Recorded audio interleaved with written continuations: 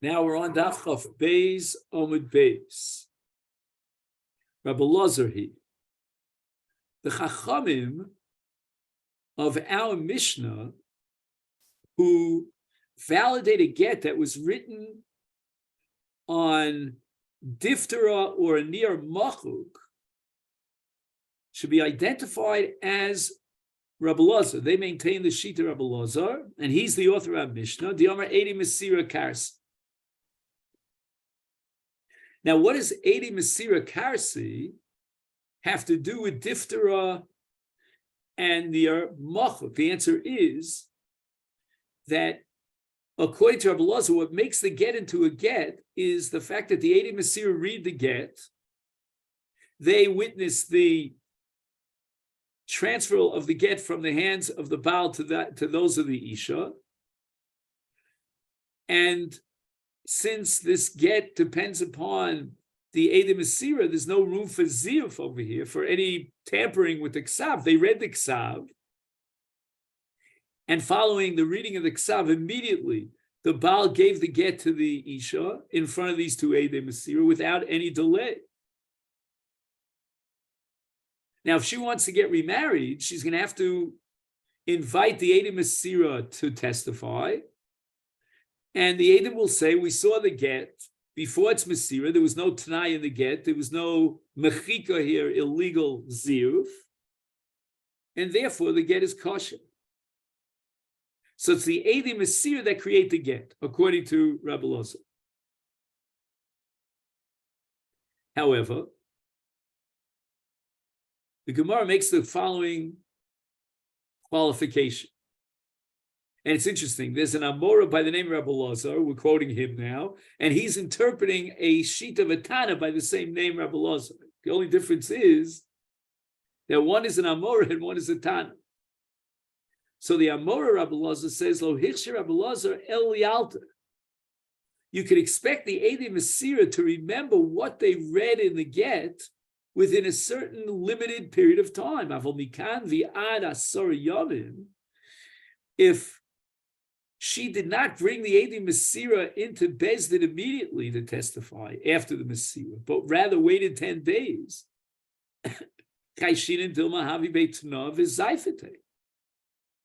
since we're dealing with diphthera, she may have actually fooled the Edim now during this 10-day period by erasing a Tanai, and the Edim don't remember what happened 10 days ago. Was there a Tanai or was there not a Tanai? So her forgery will now successfully fool the Edim because they don't remember what was written in the get. Too much time has passed by. Says the Chazon Ish that this only applies if the Edim don't remember. But if the Edim come forward after 10 days and they testify, we remember exactly what was written in the get, they recognize the get, let's say there was a Simon Mufak on the get, and not only that, they remember exactly what was written in the get, and they can testify that there was no Tanai in the get.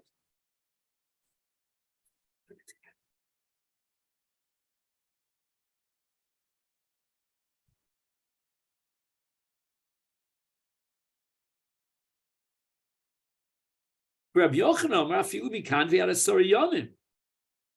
Rabbi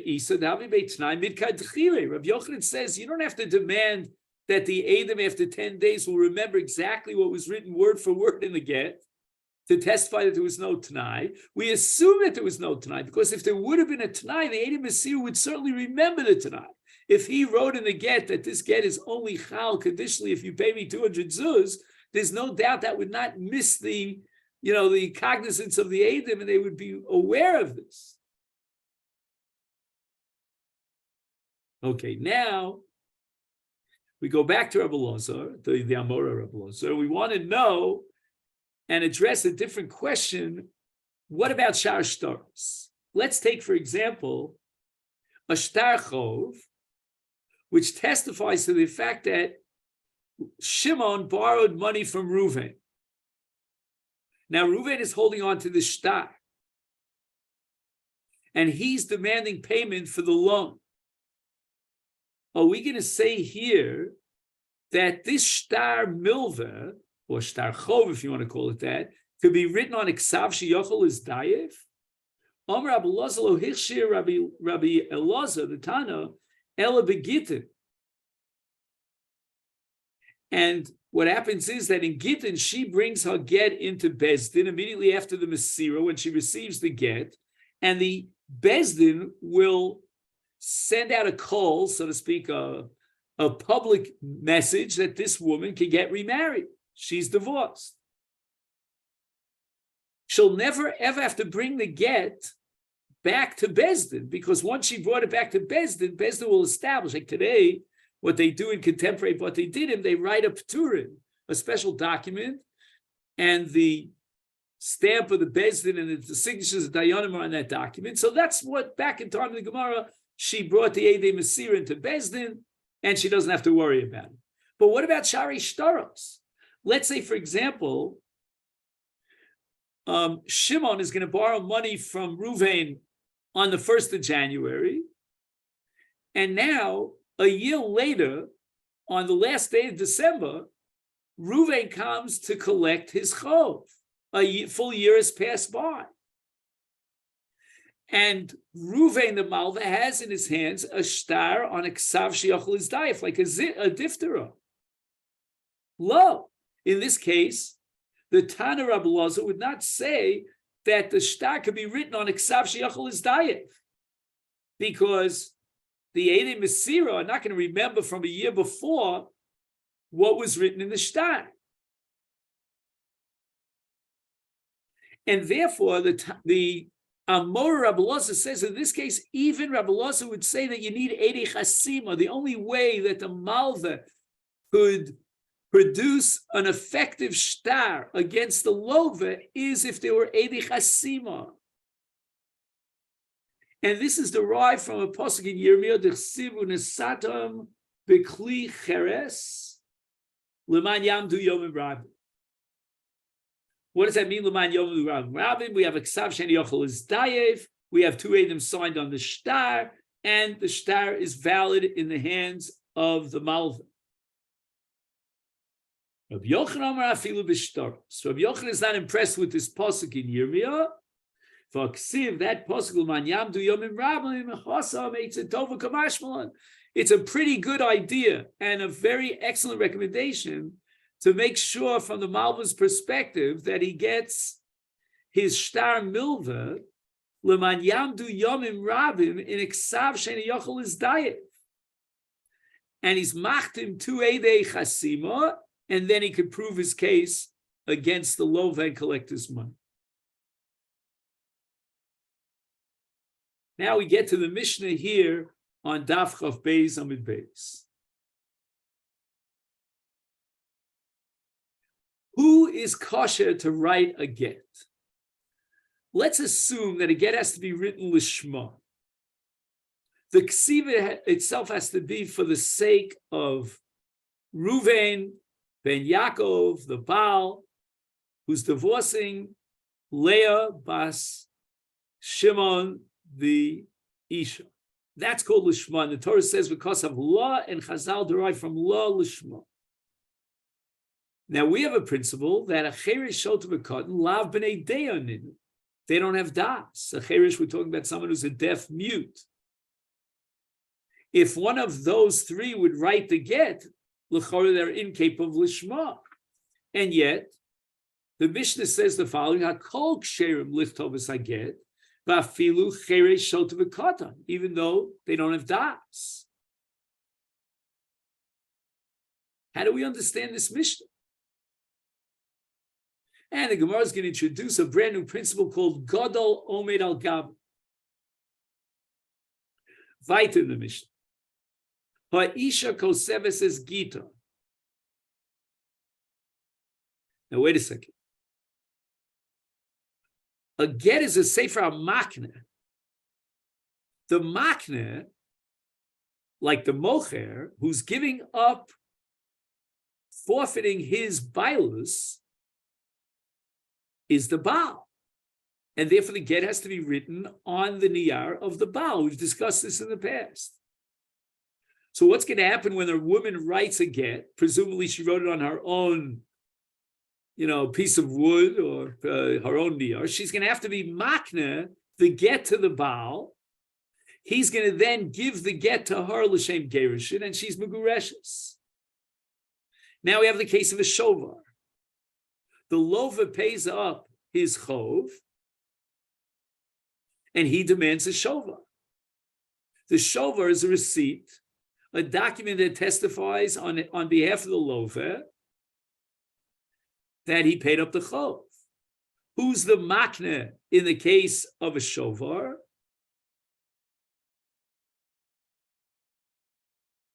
It's the malveh. Why? Because the malveh is giving up his kinyan on the chov. Through this shtar, there's testimony that he no longer owns the chov, and the chov has been repaid. And yet, ha'ish, meaning the loveh, kosef es shovara. He can write the shovar. But once again, he's going to write the shovar. He's going to have to be makna the shtar over to the malva, and then the malva gives the shtar back to the lova, so that the lova has proof of payment. And the Mishnah gives an explanation for this. The reason is she'ein kiyum haget el bechosmav. Now let's take Rabbi Meir's shita. Rabbi Meir's shita is that eidei chasima karse, which means that the chasima creates the get. And therefore, the chasima of the two Eidim, these were Eidim Ksherim, they signed their names on the get. And all of the dinim that apply, that are relevant to creating the get, are in the chasima, according to Rabbi Meir, not in the ksiva. And therefore, if we go back to the ratio of the Mishnah, kol ksherim l'ksiva saget afilu what cherishot v'katan, it makes sense according to Rabbi Meir, because Rabbi Meir is of the opinion that there are no conditions attached to the writing of the get. All the conditions that are attached to the get are in the chasima. So even though cherishot v'katan are not capable of lishma, Rabbi Meir doesn't require a ksiva lishma; he only requires a chasima lishma.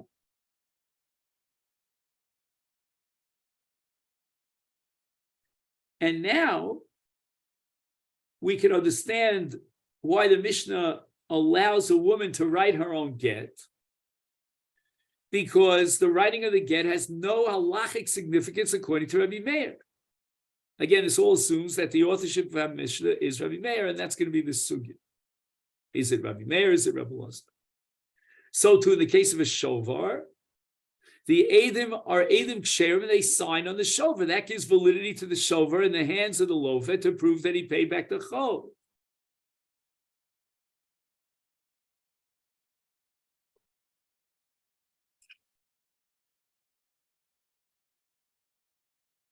However, according to Rabbi Lazar, who holds Eidim Mesira Karsi, then the Ksivas Haget has to be Lishma. And then we're going to ask the question, well, if our Mishnah is Rabbi Lazar, then how could Cherishot V'Katan write a get when they're not capable of Lishma? According to Rabbi Lazar, Eidim Mesira Karsi, there's no Chasimas Eidim Ksherim to be Machshir the get. Omar Rav Huna. So Rav Huna, so the Gemara asks for Allah b'nei Dayanis. So now we have the problem, if the Mishnah's Rabbi Lazar requires Ksiva Lishma, then how could the Mishnah validate a shtar, a get that was written by a Cherishot V'Katan? Amar Rav Huna. And here we turn to Daf Chav Gimel, V'husha Haya Gadol Omer Al Gabav. That if the writing of the get at the hands of the Cherishot V'Katan was supervised by a Gadol Abardas who's standing over him, and he tells and instructs the Cherishot V'Katan. Again, I don't know how the Cherish is going to hear him. I guess he has to write it. Anyway, to make sure that the Ksivas Haget was Lishma. Therefore, when the Cherishot V'Katan write the get, there was a Gemiras Das, L'chaven, Kifi Shagol Mitzaveh. Whatever the Gadol told him, that's what they're going to have in mind.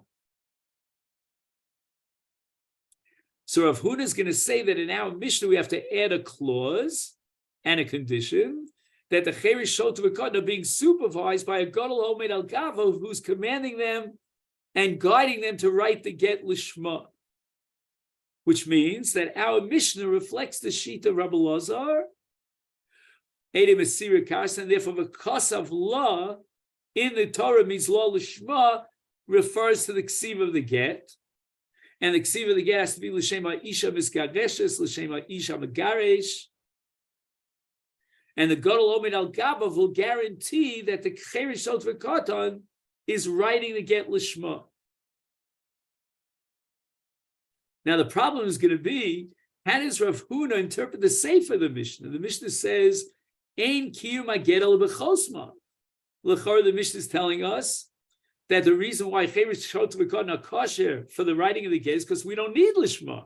All we need is a chasima, which reflects the shita of Rabbi Meir that Eidei Chasima Karsi.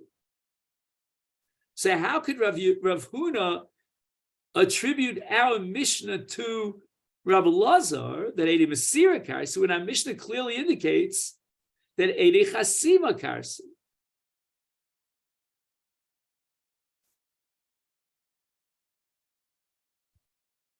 And this question is addressed by the first Rashi on Daf Chav Gimel Amid Aleph Dibra Maskil V'Hu, and he says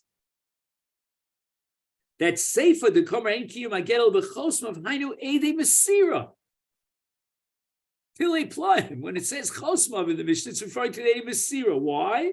Says Rashi, the Rov Gittin Nimsorim B'Fnei HaChosma. That in most cases, the Mesiras Haget is in the presence of those who sign the get. So it means that those who sign the get are the Eidei Mesira. And therefore, when it says Ein Kiyum Hagedel B'Chosov, it's referring to the Eidei Mesira.